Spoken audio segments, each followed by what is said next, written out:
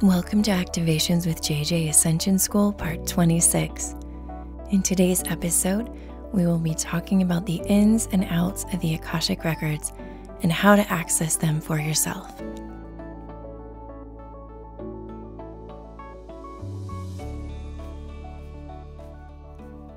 Welcome, my friends. This is my very first Ascension School episode for 2023. It's going to be an amazing year, and I wanted to launch it off by telling you a little bit about my experiences, all of the things I learned doing several Akashic Records inventory sessions over the last few weeks. I, of course, have taken an interesting route to the place that I am today, and I have to start off by letting you know I have no formal training or certification in the Akashic Records. Everything that I have learned about the records is from personal experience. And that's actually something I'm telling you to help you feel empowered. As many of you know, my theme for 2023 is to facilitate empowerment and sovereignty so that you can accomplish these tasks, these different goals that you have without a middleman, that you can do them on your own and gather when you feel drawn, but really feel empowered. So again, as I mentioned, my journey through the Akashic Records began slowly. I learned little by little how to get there, what to do, and I always felt this really sense of love and support from my guides as I did so. They were never telling me I did something wrong. I was able to take baby steps with them, and it was a beautiful, beautiful experience. So fast forward to where we are today, where again, I was honored to be able to accompany many, many people through their Akashic Records.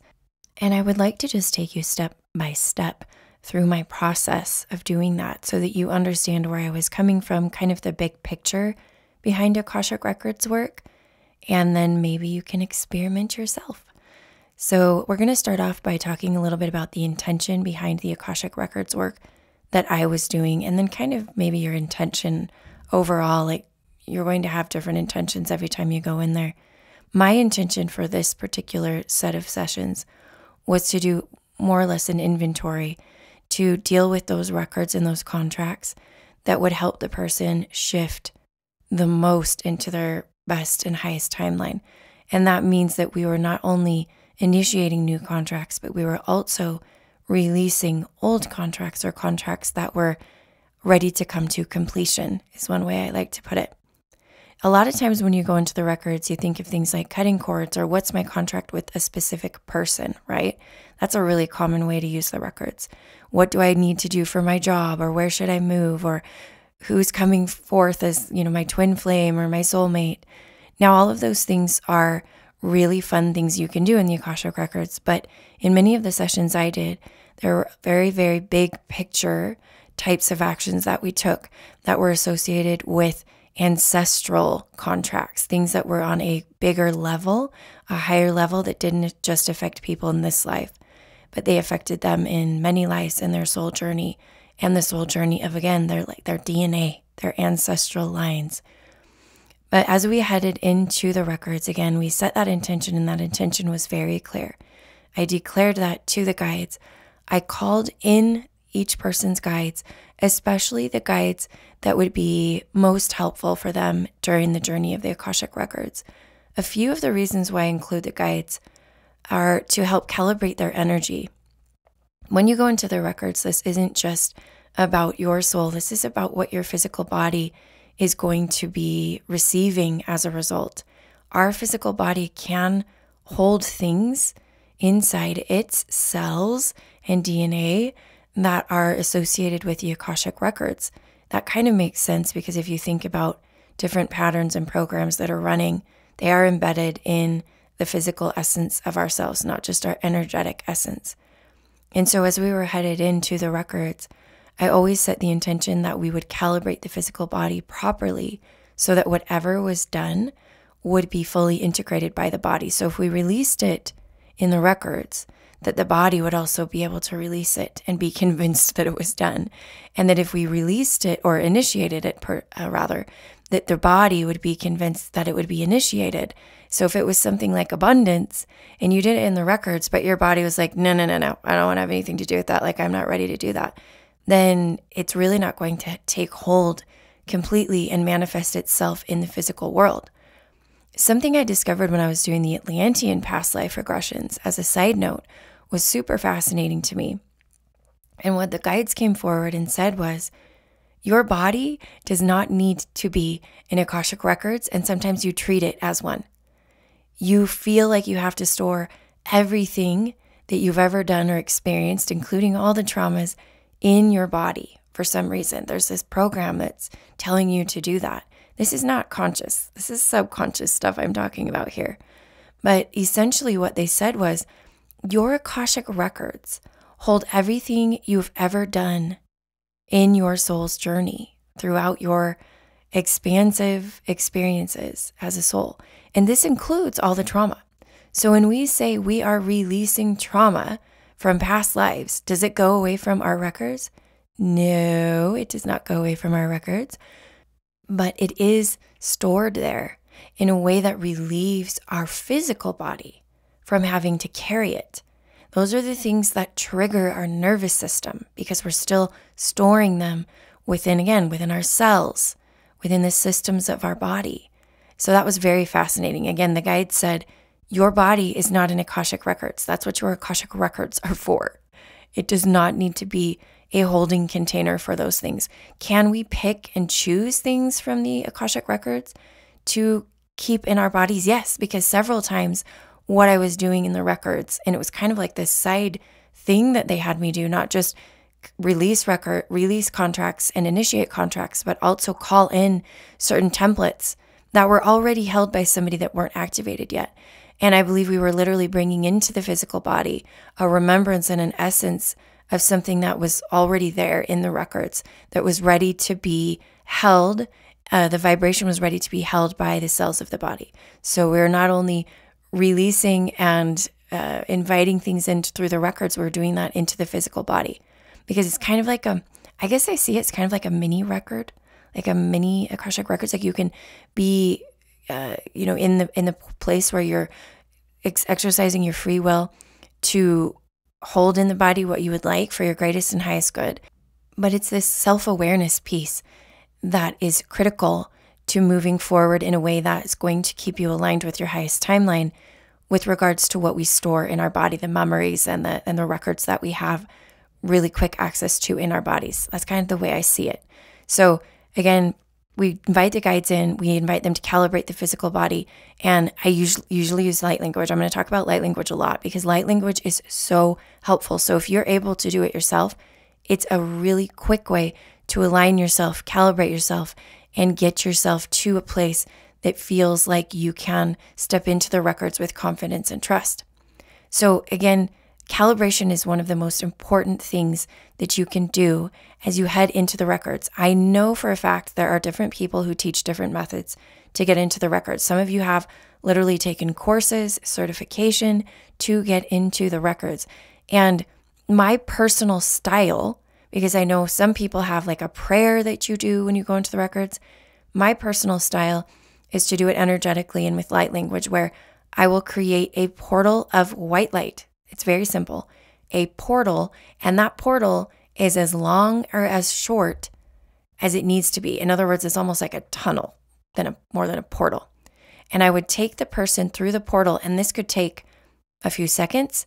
This could take a few minutes. And I would tell them, we need you to stay in this tunnel of light, because what this tunnel of light is doing is essentially calibrating them to fully step into the records. Just like the prayer would do. Prayer is the same thing. Prayer is a way to calibrate. All right. So imagining that portal, we would arrive at the entrance of the records. Now, before we stepped into the records, any time from the point where we first began what we were doing until we got to the door of the Akashic records, it was different for every single person. I would always make sure to call in any soul aspects, soul fragments, parts of them from all times, space, dimensions, anywhere that were going to have a similar intention of doing work in the records that was essentially affecting all of them, all the parts of them. So I didn't set the intention that a part of them would come forward that wasn't ready to step into a new vibration, because the common thread between all the parts of you that should be at the records at that time is that you all desire and have a unified intention of raising your vibration, to be completely honest. That's what I usually do with people. It's not going to be lowering the vibration. It's raising the vibration into the next highest timeline. So you will want to include all those parts of you because many parts of you had a part and parcel with that particular contract. They were involved in it somehow. We don't understand all of this, or we don't need to. Let's put it this way. We don't need to understand all of this, but the way that I say it, it's just the way to make it most effective. Because if you don't include those parts of you sometimes, it's not going to take effect. It's not going to take hold as strongly. That being said, not only is it important to call in the parts of you that would benefit and that are on board with all of this, but it's also something to think about to let parts of you who aren't quite ready to move forward with this work, to sort of stay in the wings, to sit in, I call it the waiting room, just to stay outside the records. Because I felt as I was approaching the Akashic records with certain people, little parts of them that were like, panic attack. Honestly, that's what I felt. And I would go, oh, hi, are you a little bit scared to go to the Akashic records? Yes, I don't want to go, I don't want to see, I don't want to do. And it was a lot of times like an inner child part of them. And I would say, okay, well, we have this place for you right out here that you can sit and you can call in guides to be with them and to comfort them. And how do we move forward with that? Well, what happens is once we're done in the Akashic records, I just set the intention that when we're finished, that part of the person will receive drop by drop the effects of what we did, so that it's not like a fire hose to them, because this part is a little bit overwhelmed, and that's okay. This part is a little uncomfortable, and that's okay. Something that came through in a session, I have to just share this really fun little piece of information that I learned that is, I think, applicable to everybody. And that is, as we step into non-duality, we are able to experience two conflicting sensations at the same time, two conflicting emotions at the same time. We're really honestly learning how to do that. I feel like a lot of people resist that. And so we're feeling discomfort and comfort at the same time. We're feeling resistance and total acceptance at the same time. And so we're allowed to put those parts outside and still move forward with the parts of us that want to do it. It's okay. We can feel inadequate and adequate at the same time. We can not trust and trust at the same time. This is not duality. This is not all or nothing. This is not black or white. They are not mutually exclusive. We are multidimensional beings.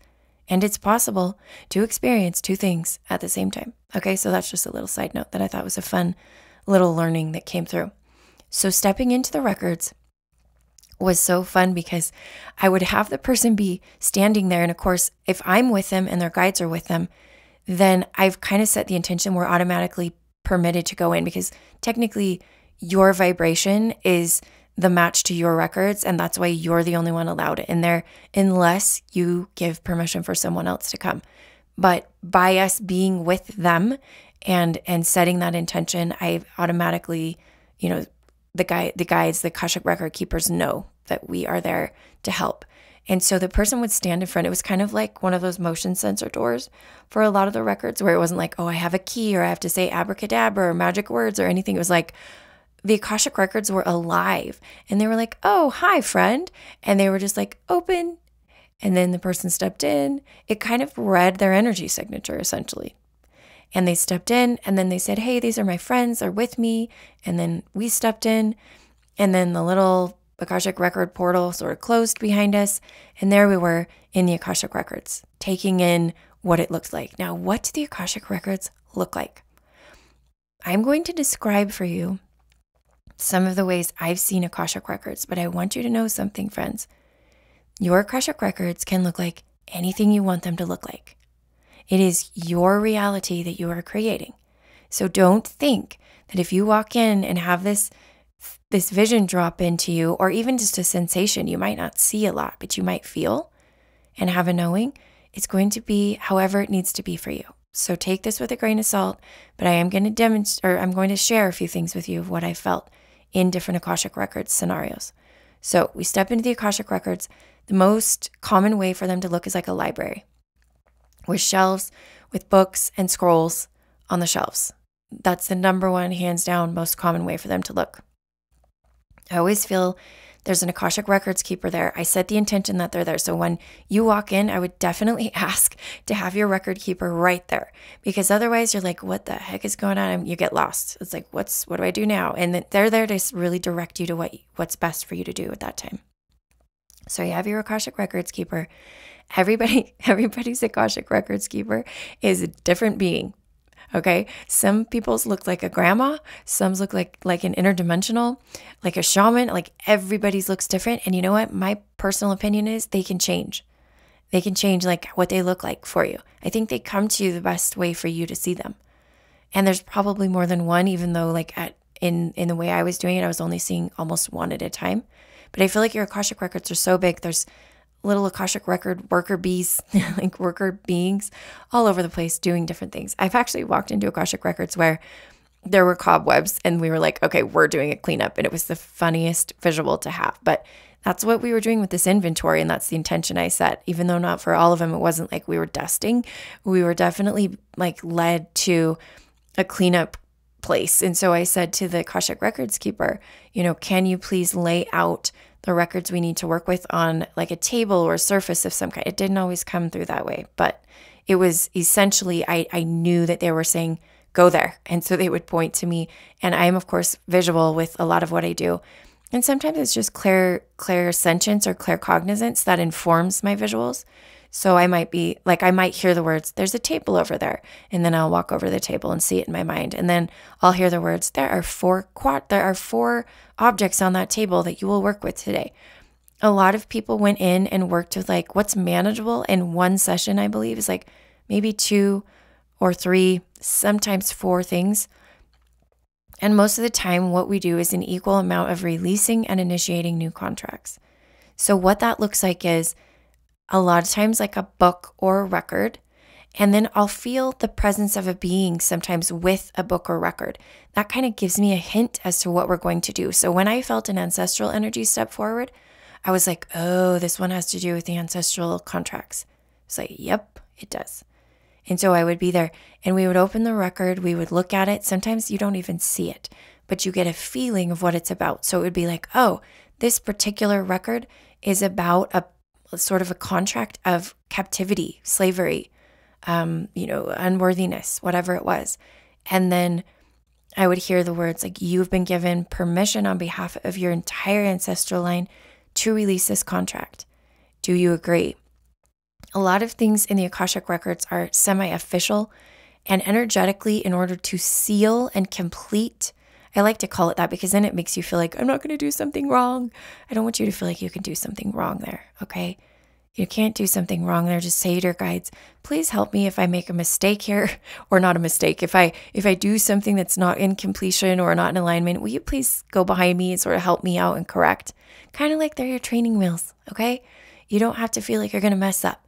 So again, what I do to bring something into completion, because you're going to be there and you're going to be like interacting with the contract. And you're going to say, okay, whoa, this is a contract about this. Oh, I feel like it's time to release it. And you're going to feel your ancestors like, yes, yes, yes, yes, yes, yes. Can you do this? Yes, we want this too.